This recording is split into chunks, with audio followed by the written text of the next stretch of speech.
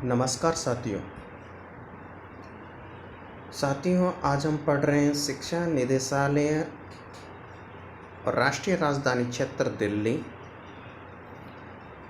Worksheet number है 7, विषय हमारा हिंदी और तारीख है 19/7/2021। क्लास 10 के लिए वर्कशीट आई है। विद्यार्थी अपना नाम लिख दे और अपने कक्षा अध्यापक का नाम लिख दे।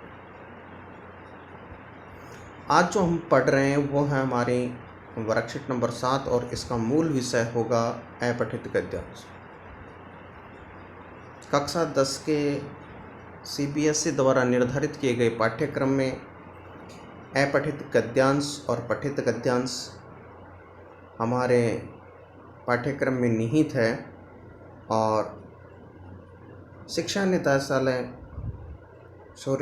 निदेशालय हमें अपठित गद्यांश के बारे में बोध करा रहा है और हमें उसका अभ्यास करने के लिए प्रतिदिन कार्यपत्रक भेज रहा है ताकि हम अभ्यास करके अपठित गद्यांश से पूछे जाने वाले सभी प्रश्नों को हम हल कर सकें। इसलिए अभ्यास के तौर पर हम आज वर्कशीट करेंगे।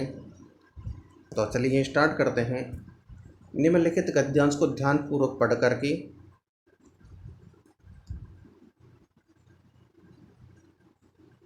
पूछे गए प्रश्नों के उत्तर लिखिए।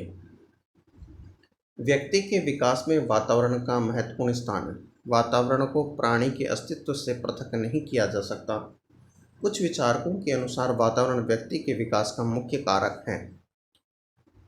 व्यवहारवादी मनोवैज्ञानिकों का विचार है कि वंशक्रम स्वयं वातावरण द्वारा विकसित होता है।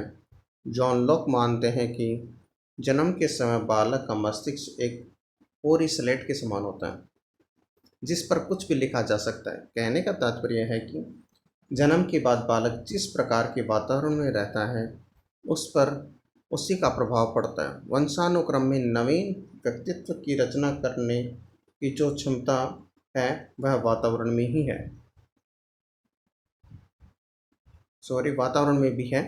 पाश्चात्य मनोवैज्ञानिकों ने वातावरण के संबंध में अनेक अध्ययन और परीक्षण किए हैं और सिद्ध किया है कि बालक के व्यक्तित्व के प्रत्येक पहलू पर भौतिक, सामाजिक और सांस्कृतिक वातावरण का व्यापक प्रभाव पड़ता है। फ्रेंच बोन्स का मत है कि विभिन्न प्रजातियों के शारीरिक अंतर का कारण वंशानुक्रम न होकर के वातावरण है। जॉर्डन का मानना है कि उचित सामाजिक और सांस्कृतिक वातावरण न मिलने पर मानसिक विकास की गति धीमी हो जाती है। वातावरण बालक के शारीरिक, मानसिक, सामाजिक, संवेगात्मक आदि सभी पहलुओं पर प्रभाव डालता है। इसकी पुष्टि एवरन के जंगली बालक के उदाहरण पे भी होती है। स्टीफेंस ने कहा है कि एक बच्चा जितने अधिक समय तक उत्तम वातावरण में रहता है वह उतना ही अधिक उस पर्यावरण की ओर प्रवृत्त होता है।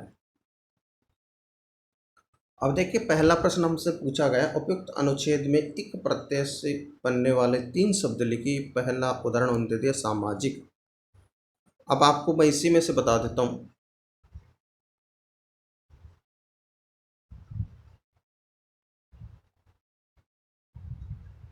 तो चलिए स्टार्ट करते हैं। हम कौन कौन से शब्द हम ले सकते हैं इसमें से। मैं ले रहा हूँ पहला शब्द भौतिक, लिख लो। भौतिक हो गया, सामाजिक हो गया और शारीरिक हो गया। इन तीनों में इक प्रत्यय लगे हुए। भौतिक, सामाजिक, आप सांस्कृतिक भी लिख सकते हो, और शारीरिक। इन तीनों शब्दों में इक प्रत्यय लगा हुआ है। और जब भी कहीं पर इक प्रत्यय लगता है तो उसका एक उदाहरण जरूर समझ लेना। थोड़ा सा मैं आपको समझा देता हूँ। उसका जो पहला अक्षर होता है वह हमेशा दीर्घ होता है। अब आप भौतिक में देखोगे, भौतिक में जो है मूल शब्द है भू धातु। तो भू के ऊ को जो वृद्धि हुई और भव बना है भौतिक हो गया। समाज से सामाजिक हो गया। तो समाज में पहला अक्षर होता है स का मतलब होता है ये होता है अल्प, और इसको सामाजिक दीर्घ हो गया। सांस्कृतिक, संस्कृति शब्द से इक प्रत्यय जुड़ने पर सांस्कृतिक हो गया, यहाँ भी दीर्घ हो गया। और शारीरिक में शरीर प्लस इक शारीरिक, तो यहाँ पर भी दीर्घ हो गया। जहाँ पर पहला अक्षर दीर्घ हो और अंतिम इक प्रत्यय हो तो यहाँ मान लेना कि वहाँ पर इक प्रत्यय ही होगा।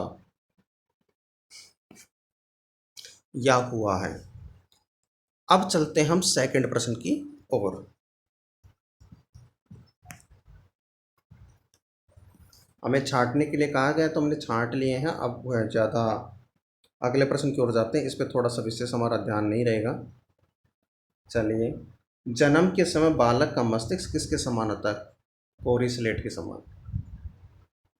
खाली कागज के समान भी बोल सकते हो आप, लेकिन हमसे पूछा गया है कि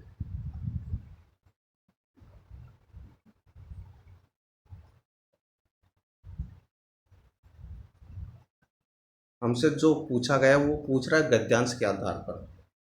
व्यक्तिगत हमारी तर्क नहीं पूछ रहा कि आपकी राय के अनुसार जन्म के समय बच्चे का जो दिमाग होता है वो कैसे होता है, मस्तिष्क कैसे होता है, तो हम बोल सकते हैं कागज़ के समान खाली होता है।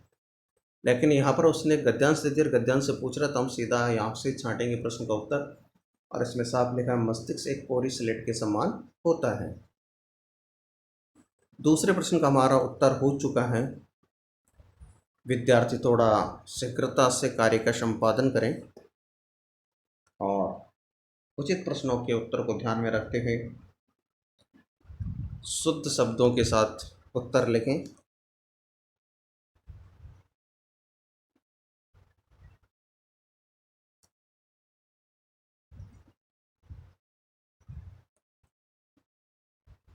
अब हम चलते हैं तीसरे प्रश्न की ओर। जो तीसरा प्रश्न है, सामाजिक विकास की गति धीमी हो जाने के पीछे क्या वजह है? सामाजिक जब विकास धीमा होता है उसका सबसे बड़ा कारण होता है वहाँ का वातावरण।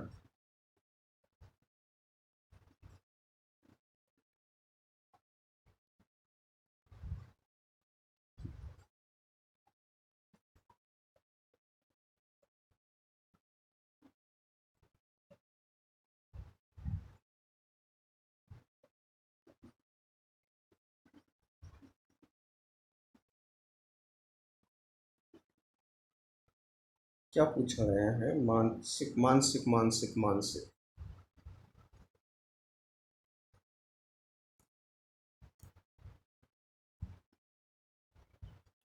तो इसका उत्तर लिखेंगे उचित सामाजिक और सांस्कृतिक वातावरण न मिलने पर बालक का विकास मानसिक तौर पर बहुत धीमा विकास होता है।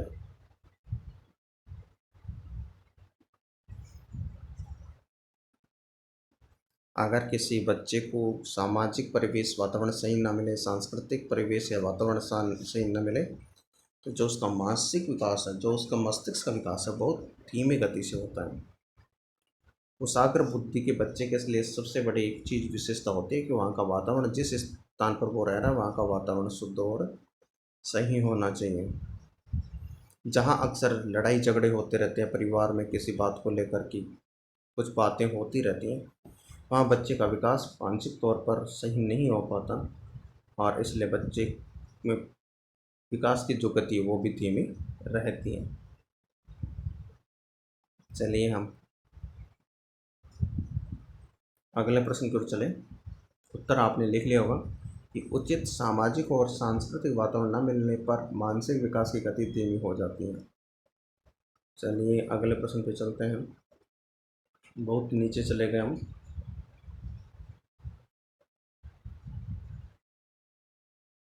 आपके अनुसार किसी बालक के व्यक्तित्व के लिए कौन कौन से पहलू हो सकते हैं? आपके अनुसार किसी बालक के व्यक्तित्व के कौन कौन से पहलू हो सकते हैं?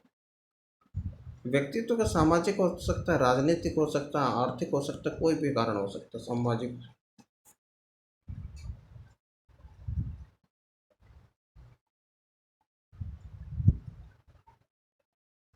ये आप लिख सकते हो। ये लो। वातावरण बालक के शारीरिक, मानसिक, सामाजिक, संवेगात्मक आदि सभी पहलुओं पर प्रभाव डालता है।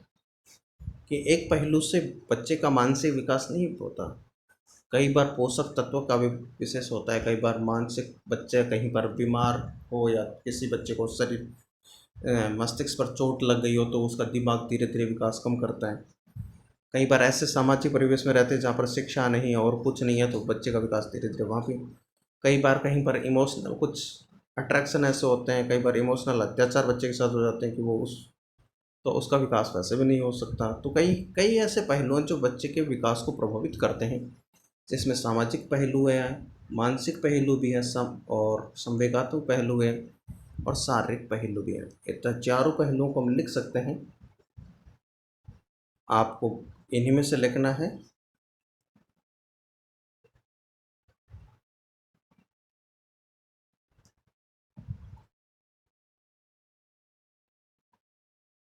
अब हो सकता है पांचवा प्रश्न आपको इसका शीर्षक पूछे, तो हम शीर्षक की ओर चलते हैं। लिख लिया होगा। वातावरण बालक के शारीरिक, मानसिक, सामाजिक, संवेगात्मक आदि सभी पहलुओं पर प्रभाव डालता है।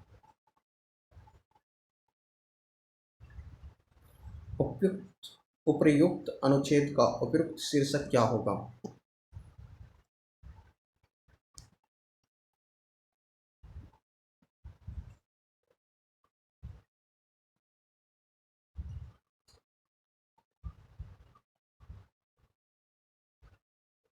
मानव का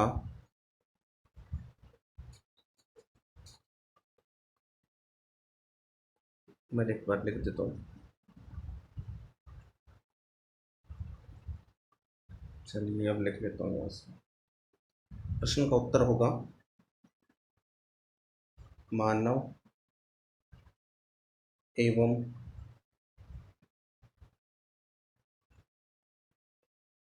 उसका मानव एवं उसका विकास। अब विकास को दोनों तीनों चीज़ें प्रभावित करती हैं। हम लिख सकते हैं उसमें सामाजिक विकास होता है, मानसिक विकास भी होता है, संवेगात्मक विकास भी होता है। इन सबको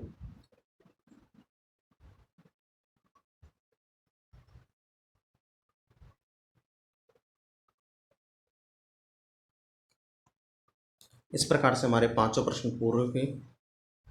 मानव एवं उसका सामाजिक विकास, यहाँ पर मैंने उसका विकास लिख दिया, सामाजिक विकास मैंने नहीं लिखा। विकास तीन प्रकार के होते हैं, दोनों तीनों प्रकार के, इसलिए अनावश्यक उसके भ्रमजाल में ना पड़े कि मैंने बोल दिया सामाजिक विकास लिखा हुआ उसका विकास, तो उसका विकास। दूसरा भी इसमें आप लिख सकते हो, मानव के विकास को प्रभावित करने वाले कारक। मानव का विकास और वातावरण, तीसरा भी आप उसका शीर्षक लिख सकते हो। लेकिन उपयुक्त सही है, उपयुक्त के अनुसार उपयुक्त सही है, यही है। अब हम चलते हैं। आज की हमारी वर्कशीट यहीं समाप्त होती है। फिर मिलेंगे अपनी अगली वर्कशीट के साथ 21 तारीख को। तब तक के लिए